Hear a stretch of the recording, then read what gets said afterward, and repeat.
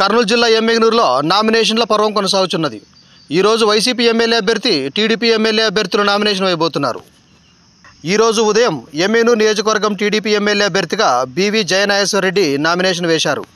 భారీ ర్యాలీతో TDP, BJP, Janasena నాయకుల, కార్యకర్తల మధ్య బివి జయనాగేశ్వరరెడ్డి ఇంద్రనగర్ వెంకటేశ్వర స్వామి ఆలయం దగ్గర నుండి నామినేషన్ వేయడానికి ఎంఆర్ఓ ఆఫీసుకు చేరుకొని నామినేషన్ వేశారు. కూటమి అభ్యర్థిగా టీడీపీ ఎమ్మెల్యే అభ్యర్థి జయనాగేశ్వరరెడ్డి నామినేషన్ వేయడంతో ఒక ప్రత్యేకత సంతరించుకున్నది.